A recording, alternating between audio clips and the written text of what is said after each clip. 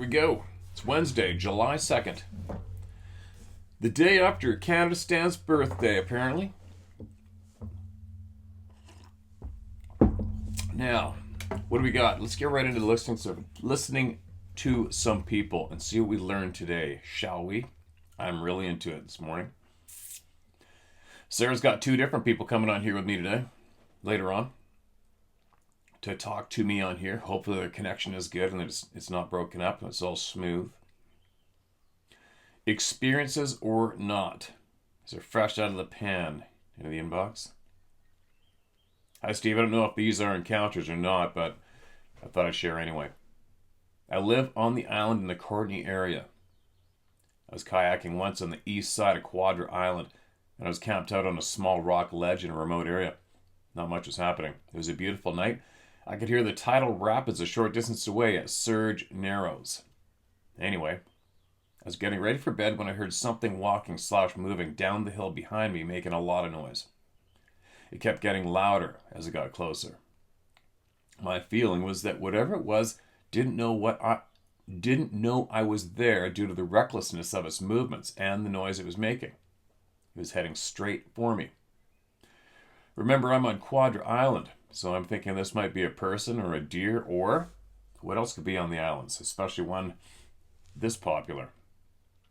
When I felt it was getting too close for comfort, I said out loud, "Hey!" The movement and noise stopped immediately. For the next hour, there was a standoff over who would make a noise. I didn't, and neither did whatever this was. Eventually, I nodded off and didn't so much as hear a leaf move until the sun came up. I don't know what this was, but thought it was a very peculiar experience. No doubt. But there's a bit of a couple patterns in there, if you listen to this channel for any length of time. Another time I was backcountry skiing in February on the Garibaldi Neve, N-E-V-E, between Squamish and Black Tusk. Bullseye.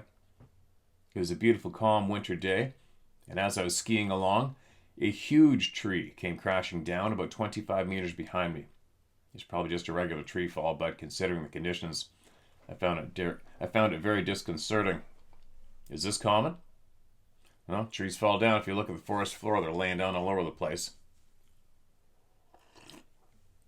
Usually when the trees come down with these people, it's a lot more accompanies just the tree, you know? Who knows? One more. I was fishing on the Nimkish River along north of Was, minding my own business when I heard a very peculiar yelling-like sound coming from the other side of the river. I thought an elk, a wolf, a raptor of some type. I don't know what it was, but it was unlike anything I've ever heard. It was like a kind of a drawn-out moan. I just remembered another. This is from my brother-in-law, who was a long-time Port Alberni resident. They were hunting way up behind the Mint Lake and came across some large human-like footprints in fresh dusting of snow. He's an avid hunter, and like you, is familiar with what's out there. I've heard you talk about this area before. These are probably all readily explainable, except for the latter. Regards, Mike. Well, the long, drawn-out moan, there's a good chance saying where you were. Nimkish? There's all sorts of sightings around there, big time. And Nimit Lake, on fire. I wonder if your brother-in-law wants to share exactly what went down that day. I'm all over hearing about it because I'm getting ready to go out there and rip around the lake in my Zodiac. It's on my things to do list, and I'm going to do it. I'm going to go to that cabin where that thing stomped behind the cabin when my mom was in it. Years back, and I wonder if he'd like to email in. Send him this email. Send him this video. Appreciate your email, man. My story about Bigfoot and other near-death hunting experiences. Okie dokie. Dear Steve, I have some experience in the outdoors. I've been in places that most hunters never go. I've hunted Washington, Idaho, Montana, and northeastern Oregon as a bow hunter since 1980. I always went where nobody else would. I killed lots of big bulls. Really not very many people doing that in those days. Some of it was on horseback until they became such a pain Now I know why. So hard to babysit. They scented things that I couldn't. I just went solo at most of my hunts. I always had more success hunting alone. I'm an avid fisherman and have also been a bird and waterfowl hunter most of my life. I'm 67 years old, and I must tell you that I've had some very strange experiences. Many of them I was ignorant of until they were undeniably showing their presence. I've been chased off mountains, horses darn near killing me. I've had, I've had, and have had times and directional sense that were taken from me. I've always been woodsman with a good sense of my direction and a sixth sense. I've gone into areas that I knew like the back of my hand and smelled a scent that was like dead bodies and sulfur. I lost all sense of direction, total silence. No birds, no crickets, no wind, nothing. I was south of Spokane and I was hunting elk. I slipped on something and went down. And as the leaves slid off, I thought it was a human arm. What? I slipped on something and went down. As the leaves slid off, I thought that it was a human arm. It was 2 times of mine, but the same makeup, and sent shivers up my spine. I know that bears look similar in some respects, and this is not a bear. As soon as I picked it up out of the leaves, a horrible scream came from the hill right above. Nothing that I've ever heard before. It was the landowner there. He was so freaked out that he just started running in a panic like I had never seen. He was running through stuff that would easily put your eyes out. Trust me, I've heard every animal that would ever be in this area. This thing was pissed. Whatever it was not like anything that a human could describe. I've had many confrontations in the wilderness with grizzlies, black bears, cougars, and things like that. Boy, I have many more of those stories of near death. I have many other stories about things like that Bigfoot stuff. Just the beginning of those things. Best wishes to you and your family. I'm glad that you let people like me share our stories. Okay, let me back up again. That was a confusing... I'm not quite awake yet. I was south of Spokane and was hunting elk. I slipped on something and went down.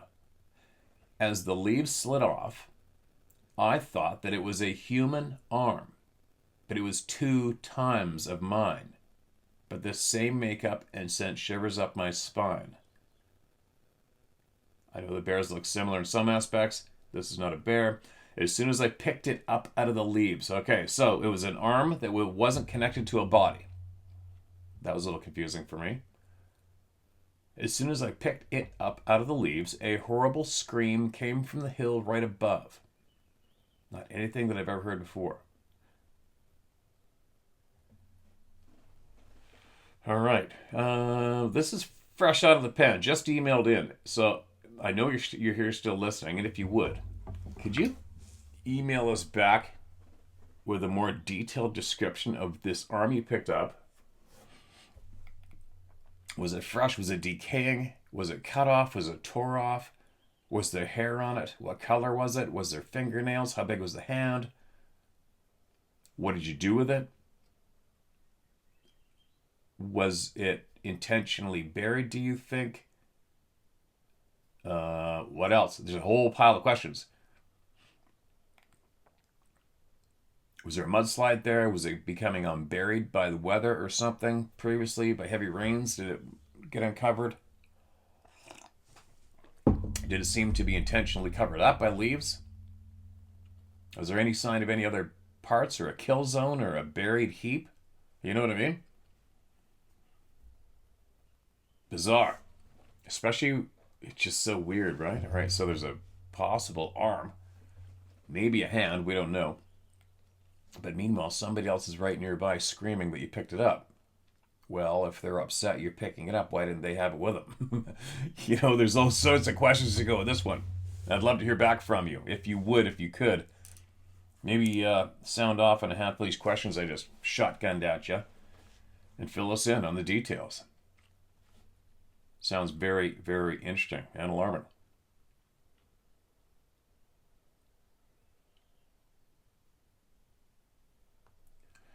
Another one, fresh off the pan, out of the pan.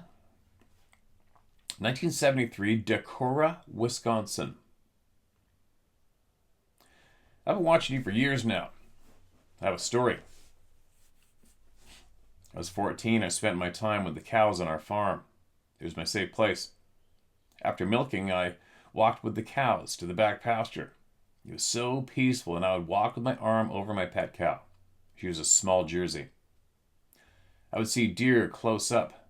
The deer did not notice me if I stayed next to the cows. One fall evening, I heard the leaves on the bluff being walked through, shuffling noise. All the cows' heads went up and looked at the woods.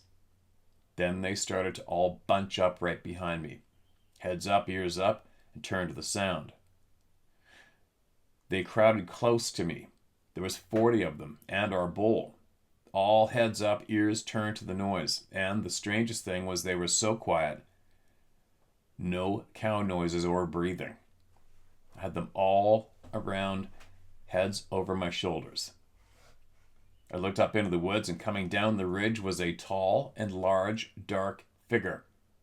I could not see a conical head on the top. I thought it was a hooded man, all in black. Who's out here in the woods at this time of day? The man walked to the edge of the woods and stood by the last tree, one hand on the bottom branch, and looked at all the cows. The cows were frozen in place. No noise at all from them. I was behind my brown cow. Only my upper torso was showing. The cows were all around me. The man stood there for around 60 seconds, then started to walk the wood line to a ravine, then was gone from sight.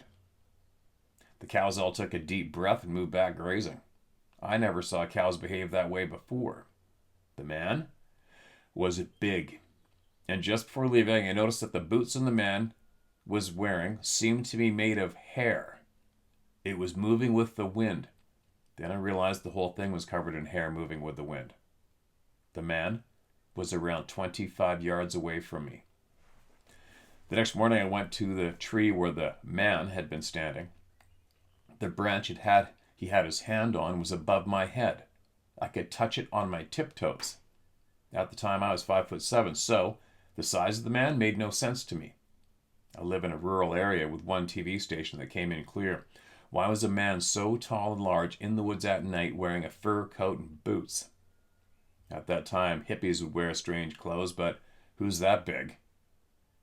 And why did the cows act so strange? Now I'm 67 years old and I know what it was.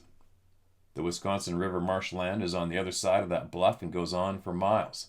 All the cows huddled up, ear forward, heads up, and just froze in place. Never made a sound. And that's just weird. This being knew I was there. I got this in my mind. Quote, "You are stronger than you think you are. As you know, children are not always safe in their homes." Oh, wait a minute. Sorry. Let me read that again.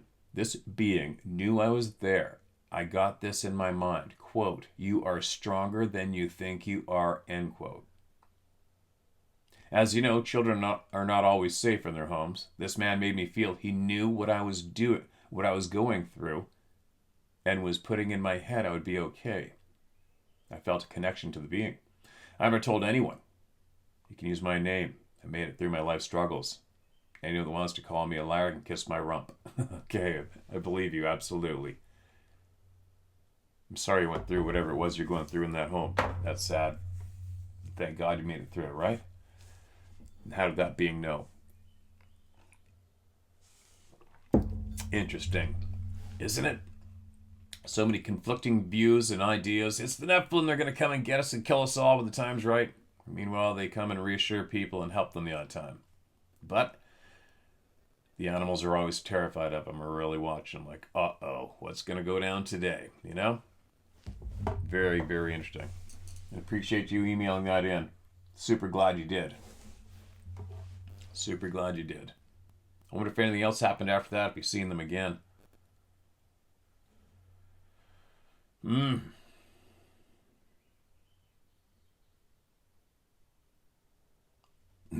wrote a quick thought down here the other day.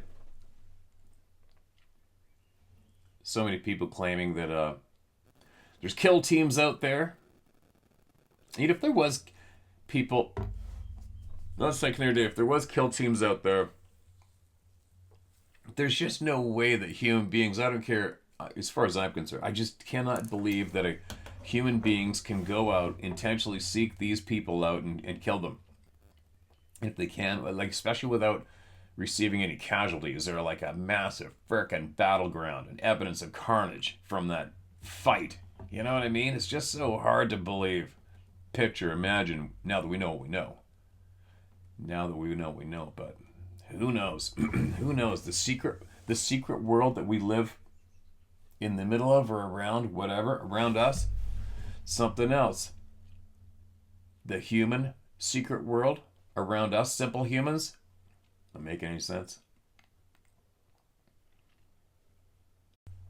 I guess maybe I should bring the microphone over, huh? Maybe? Oops. The one-man team. Next.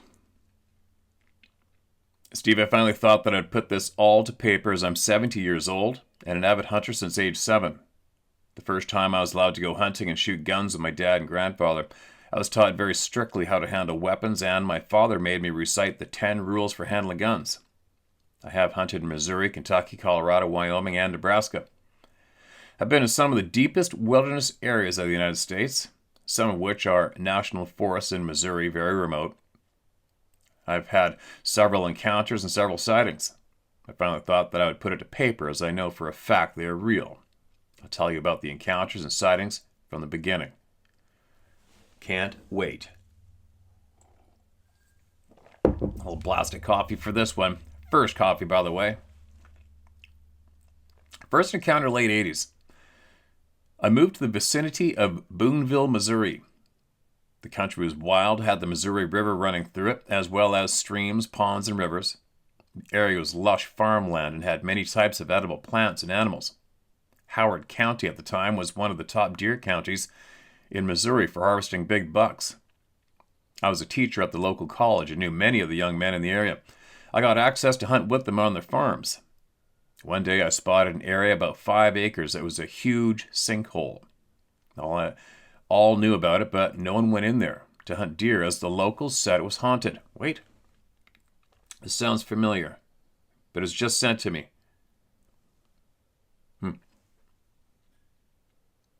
Hold on a minute. Unless I've heard of a few different sinkholes, maybe, and they were haunted. Hold on, you guys. Sorry, I lost my spot. I looked, and it was the thickest brush. All farmers pushed trees and brush down into the deep hole. It was full of undergrowth and deer trails, scat tracks, a sign everywhere. I told them I was going to hunt that the next morning. All warned me not to go in there, haunted. I went down into the sinkhole long before daylight. I used a red lens small flashlight to enter one of the deer trails into the center of the sinkhole. I readied my 7mm Magnum with 160 grain nozzler partitions. I sat there in the dark waiting for daylight to come. That's when I heard it. A low moan and growl that sounded like surround sound and rattled and echoed through the entire sinkhole. I thought the sound was Satan himself. I was terrified and knew something very large was in that sinkhole, and it was not human. I heard sticks breaking and something started approaching me. With moonlight, I could see up to 100 feet, and a huge, large, bipedal creature was stepping over logs and brush, approaching me. I could see it coming slowly toward me. I took my gun off safety and raised it at the large shadow. It continued coming and stopped about 20 feet away. I was going to shoot it square in the middle of the chest at 15 feet. I could not miss. I would only get one shot. Had to be damn near point blank. It then slowly moved away, growling and filling the sinkhole with a huge, low, guttural sound. At daylight, I left, never to return. The local boys laughed and told me it's haunted. We told you not to go in there. I listened to them after that. Holy shit. Sighting and encounter 2, early 90s.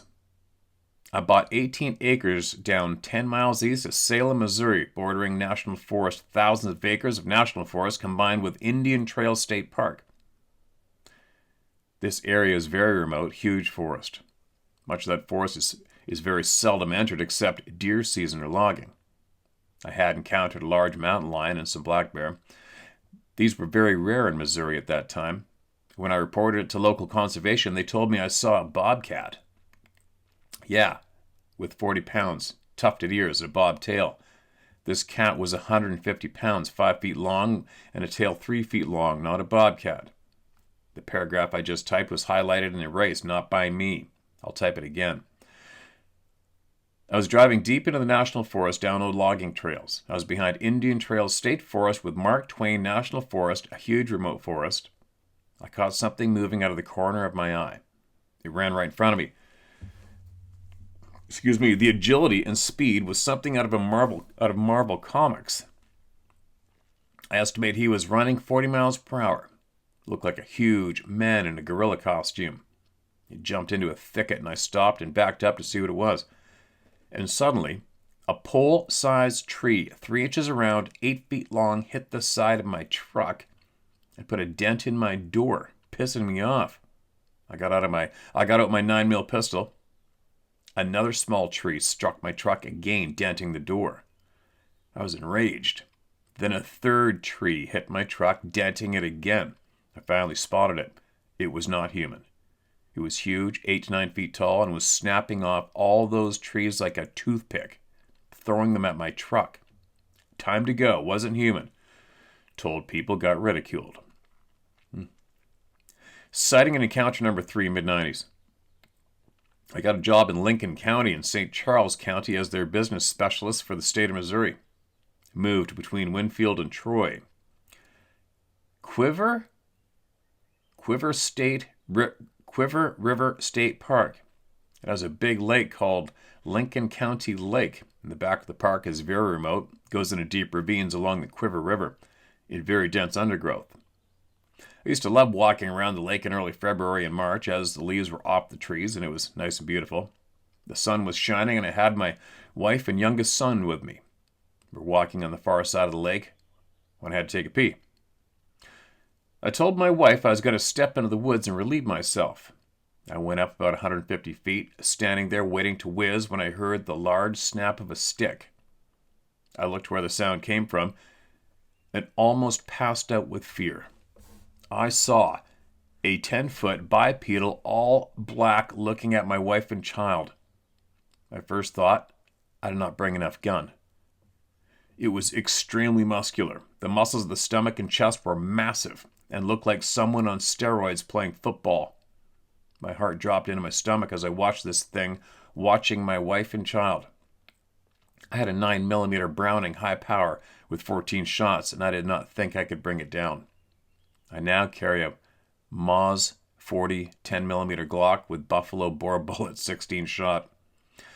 My plan was if it made a move on my wife and child, I would outflank it from behind, get close, and shoot it in the head several times. I am capable. I glanced at my wife and child, and when I glanced back, it was gone without a sound. Needless to say, I deeded down the road quickly and never told my wife until last year. She will no longer camp with me or go into the deep woods. Ooh. I wonder what her reaction, the look on her face was while you sprang that on her. Sighting and encounter 3, spring 2022. It was early April and word was the mushrooms were popping everywhere. I went to a very remote area on the Missouri River where no one goes. Thick, green, lush, and edibles, turkey, and deer everywhere. I cannot quite understand why every mushroom was missing, only the stems. I had got half a sack full of morels last time. I went deeper than ever before looking for fresh mushrooms, and this is very gross, but the truth and quite frightening as well as unusual. I walked, but had bowel problems. At 69 years young, I was going to have the splatters. No toilet paper, only red bandana. You would have to do. Yeah, we usually cut our sleeves off or a chunk of our t-shirt. Years back, we're hunting. I hung my rear over a log and it splattered everywhere. I used the red bandana, then proceeded to mushroom hunt.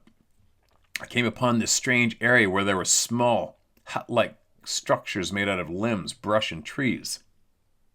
I have included pictures if you get them, and show Sasquatch for real.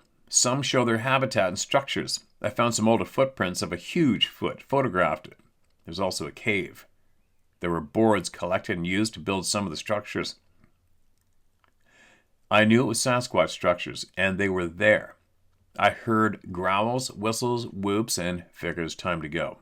They did not like me there, and they started whispers and starting to cut me off from the way I came in. I quickly left and cut back along the path with whoops and whistles and growls the whole way. When I passed the place where I had the bowel movement, it was all gone, including the bandana. Okay, I remember that. It's been read. Sorry, but there's a shit pile of new people here. How did it get in here? I figured they ate my feces.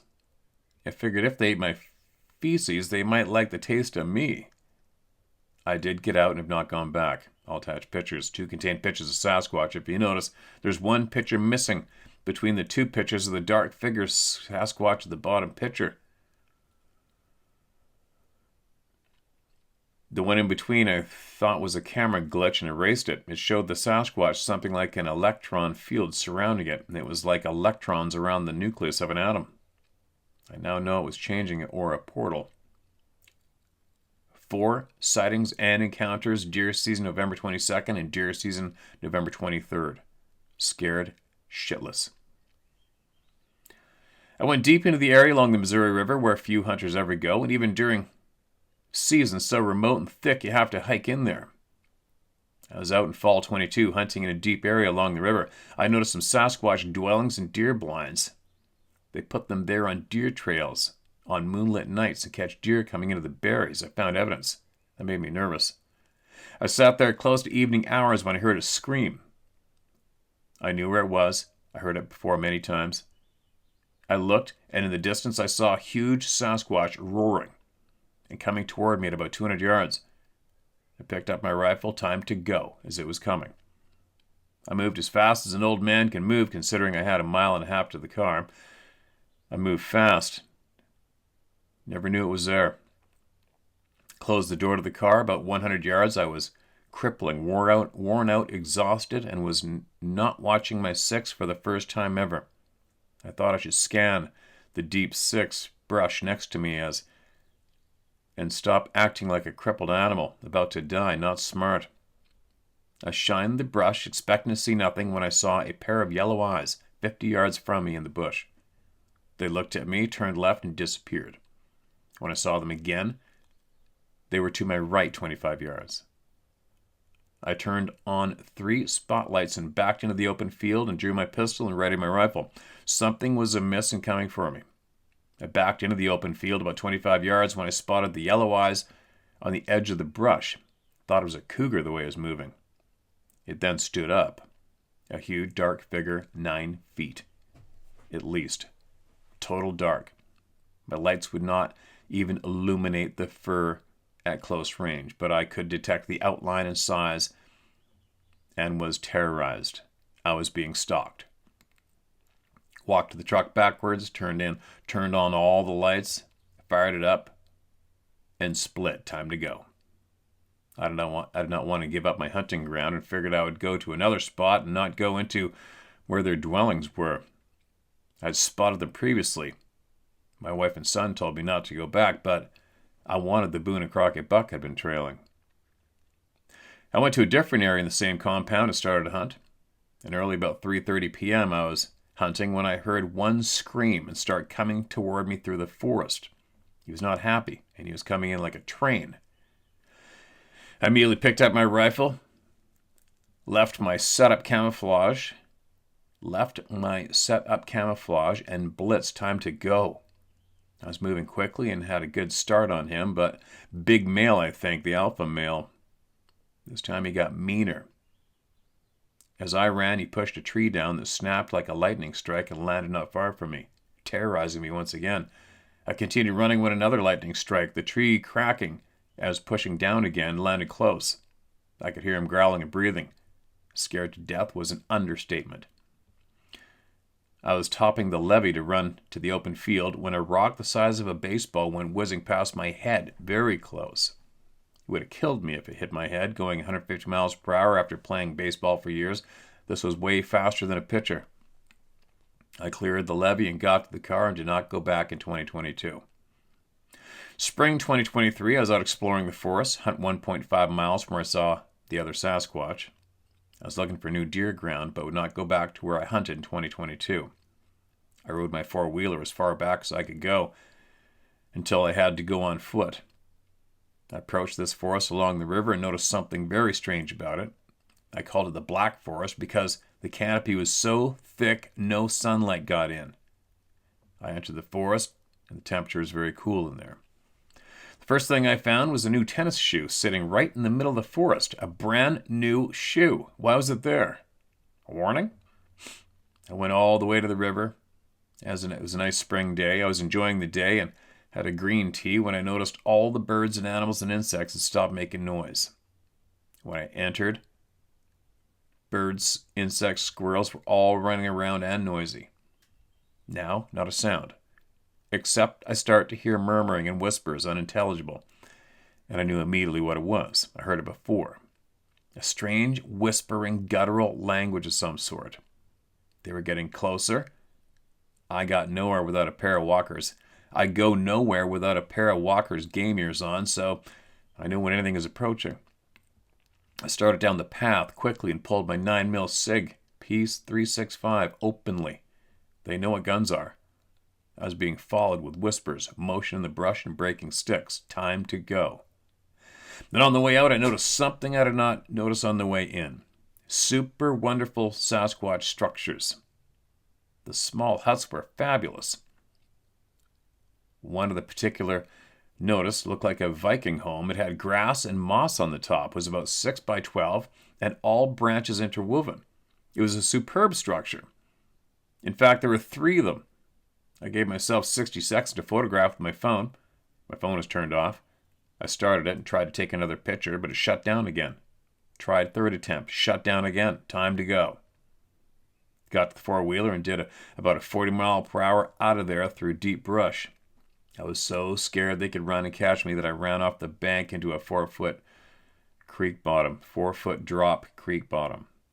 I hit hard, bounced and jumped the other bank full throttle. Hurt my back and neck on that move, but I got out. Knowing the Sasquatch were in that area, in more than one group I think, I found a much closer hunting area away from the river and out toward the road. It again was 1.5 miles from the last encounter and 2.5 from the previous encounter.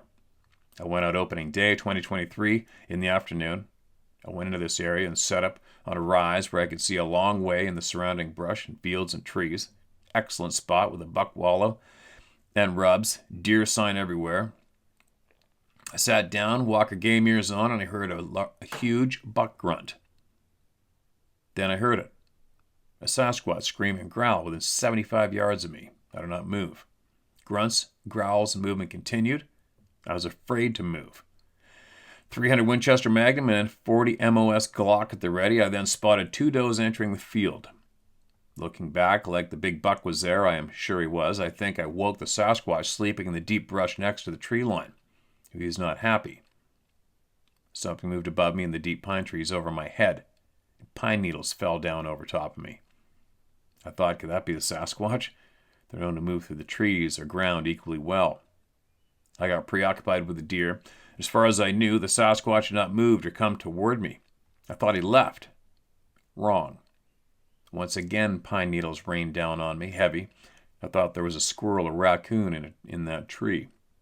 A few moments later, the ground shook all around me like a 3.0 earthquake. It felt like someone dropped a Volkswagen almost on me. Then I heard a grunt 10 feet behind me. I was wedged in the crotch of an old tree and I could not turn. I didn't want to. I pulled my pistol, did not turn to look as it was on top of me. I could hear it breathing, deeply, horrified and terrorized. I then heard it run off. The first steps shook the ground as it ran off. Boom, boom, boom. Needless to say, time to go. When I got out of there, I realized it could have easily killed me. And in fact, on each occurrence, the Sasquatch could have easily killed me. Trees, rocks jumping next to me, 20 feet out of a pine tree, had me surrounded in the forest 2 times and let me go. However, each warning got more severe. The last one told me he could have squished me easily and just landed next to me. I don't know why they attack certain people and not others. I don't know why. Summary, that was my last hunt. I can't go again. I know what's out there and I can't enjoy my hunts anymore from fear. I've seen them. I know their power. I know they're intelligent and have a language. They are the king of the beast in the woods. You are not the ultimate predator because you have scent lock. The cat was bigger than me, the bears were, and the Sasquatch were. I'm 7 years old. I've had the greatest hunting experiences for over 63 years, no complaints. I just can't go again. Too many encounters, too many times. Terrorized. I'm done.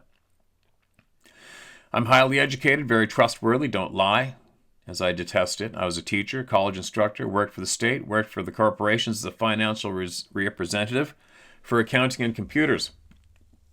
Excuse me. Sasquatch are real.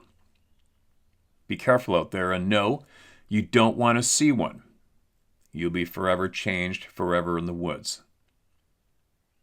Sincerely, Timothy D. Walton. Funny I read that, but it's like full on. I don't like my inbox. I don't like the, what's it called, the host for my domain, Enom. Oh, it sucks. But whatever, that's an incredible story, right? The amount of times you continue going after what you experience is mind-boggling. Most people going through even a quarter of what you went through would give it up way sooner. Crazy. Appreciate that email. That's a scary one. Now, who's next? I thought this whole morning was fresh out of the pan emails. They're all in the same column. That sucker came out of inbox.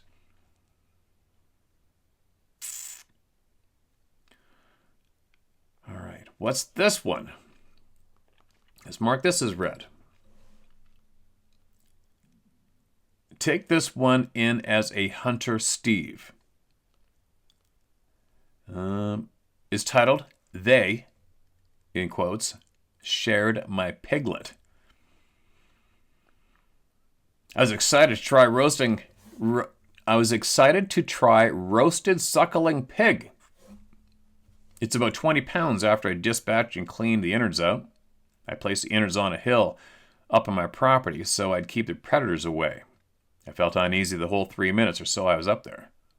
I brought the carcass down to the cool water in a large cooler because it was already 10:30 p.m. and I'd get to be cleaning the hair off and prepare for cooking in the morning. I came out to a half-eaten carcass neatly draped over the side of the cooler, still fully attached to the upper half sitting in the water. My first thought was, well, crap. But my anger soon turned to amazement. The meat was literally fleshed off the hide. The skin's been pulled back or peeled back to get to the lower joint meat. And it all stops nicely right at the ribs. Whatever ate it also scooped the meat from under the backbone, still without leaving not even one bite mark. The legs, not a mark, no excessive chewing on the bones or anything. Whatever got it had to drag it out from the water also. So for a raccoon, it would have had to submerge almost its whole body in there. And why didn't it take the whole thing out? Anyways, I've never seen an animal of any kind eat so cleanly, nor leave the rest still sitting there, not even munched on. No mess in the ground at all. And my 4 dogs made no sounds at all, and they bark at anything that moves or makes the slightest noise. One is even outside. So, I've attached pictures. Some may think it's too gruesome, so warn ahead of it, but it's kind of crazy. Sandra, Western Michigan. There's the pictures. That's pretty bizarre. You're right. Just the meat, not the hide. Picked clean, like we would do it. Wow.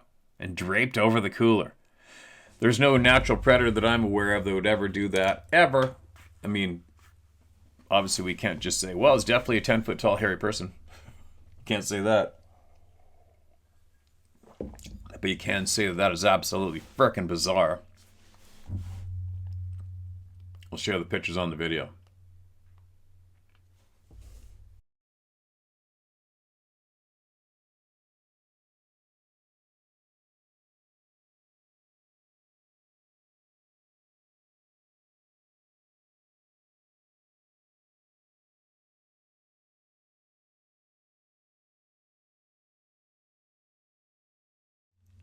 Well, anybody seen or have anything like that happen before? Throw it down in the comment section below. Or take a stab at trying to explain that one. Very bizarre. Very, very bizarre to me. Appreciate you sending that in. Keep your eyes peeled. And keep us updated on anything else that might happen that's really weird. This next email is titled The Shattered Blueprint. Fresh out of the pan. July 1st it came in. Hi, Steve. I trust you are well. This is a follow-up to my email that you read in your video. Quote, a viewer writes in, I'm calling you out, end quote. Also, a carload of family watch a large creature beside them. I was very surprised that you read it only a day or two after I sent it. Thank you. I had so many other thoughts while I was writing the last, but I decided on bite-sized chunks sent at a later time to ease the digestion, so here it goes. In the beginning, there was a design. A perfect one. Humans weren't meant to be this. Frail, short-lived, guilt-ridden shadows fumbling on a broken rock. We were built for more. Long lives, sharp minds, spirits unbound. Woven into a cosmos that hummed with justice. Oops. The evidence is buried in the bones of our past. In the words they twisted, in the ache you feel when evil dances free. And out there in the wild, something still walks that proves it. Something they don't want you to see. Picture it. The first of us. Not just a single pair, but a lineage. 24 chromosome pairs.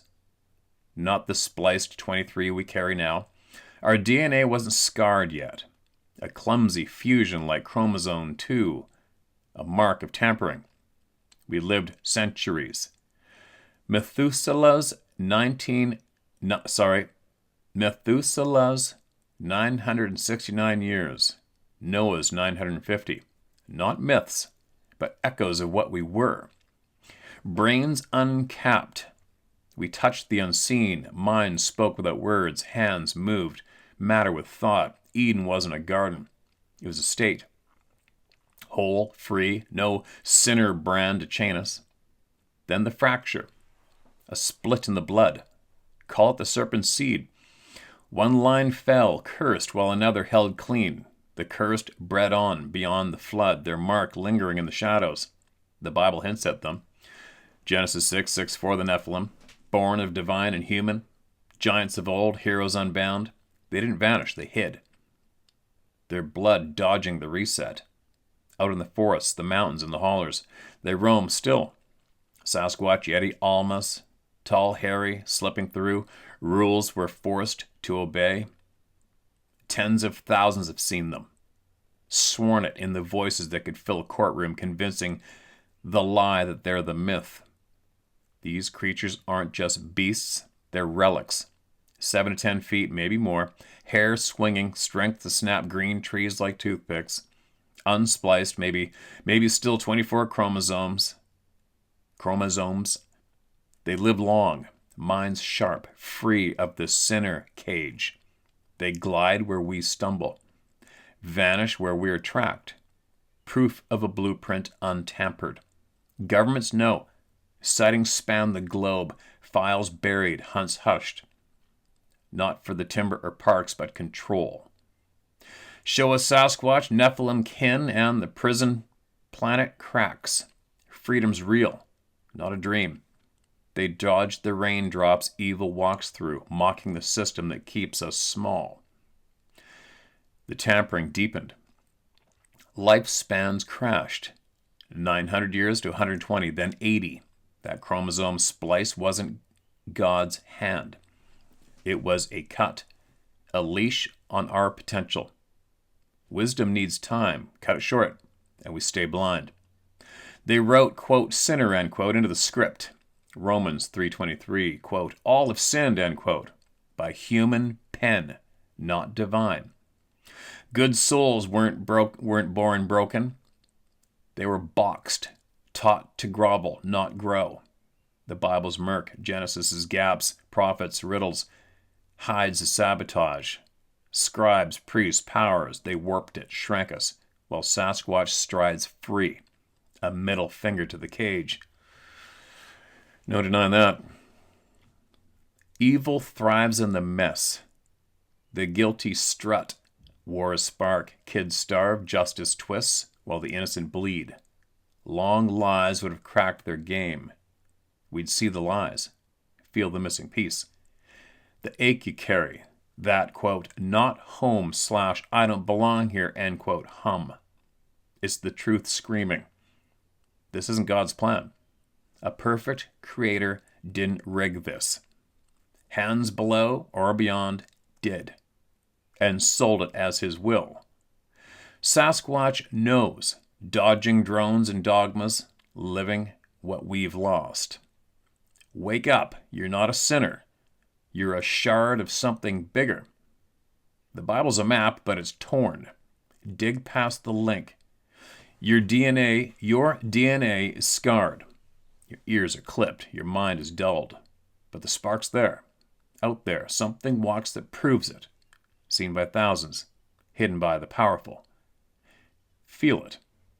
That pull to what should be. No suffering. No strut for the wicked. Push where it leads. Don't stop. They tampered with the blueprint, and Sasquatch slipped through. Don't let them keep you in the dark. A question I have about Sabe DNA, maybe Melba Ketchum knows, I wonder if they have 24 pairs of chromosomes like I suspect we used to have instead of 23. I think that would explain a lot of things. In my opinion, we have spliced junk DNA that is not the work of a perfect God or a nature for that matter. Have a good one, Steve. Until next time, take care. Craig M. Wow. There's an email. Maybe we'll close on that one. There's something to chew on. Hey? I know a lot of people, as soon as they hear Genesis 6, they go, oh, here we go again. But maybe rewind and listen to that one more time, because it sure makes sense, doesn't it? Possibly. Take from it what you will or leave it. But the descriptions of us all through that email are quite accurate. I think. I believe. Absolutely. Actually. It's very frustrating, right? But the spark is there. I got it. Every single person coming here to this channel has got that spark. Why we're here, why we keep doing this every single day, pushing back. Listening to the people, treating everyone as equal, and making sure everyone gets heard. No celebrities. No one's special. No one's above anybody else. No one dictates shit to us. Nobody. Right? That's the spark. It's common sense. It's frustrating. It is frustrating. There is a lot of evil going on. It is so in our face every day, non-stop. And I was thinking last night, too, as I haven't done it for quite some time. We turned on Netflix, watched something silly, and fall asleep, and I'm scrolling through all the dog shit, and it's just non-stop violence in there, you know? It's non-stop violence. Don't know why. I mean, it's not all violence, but holy shit, there's no shortage of it, right? No shortage of violence, violent theme, dog shit being created non-stop and fed to the people. Or fear, stuff to keep us scared. On and on and on. Anyways, I'm rambling. Coffee's kicking in. Time to get my day going. I've got a little bit of time to get out and get some of my chores done before we have our next guest on here. And there's a whole bunch of people Sarah's got lined up to come on here. So we're back in the man cave where everything should work perfectly. Fingers crossed. And I will definitely be back shortly. Have a great day. And share your truth, your knowledge to sharemystory@howthunt.com. All right? Get it, share it. Later.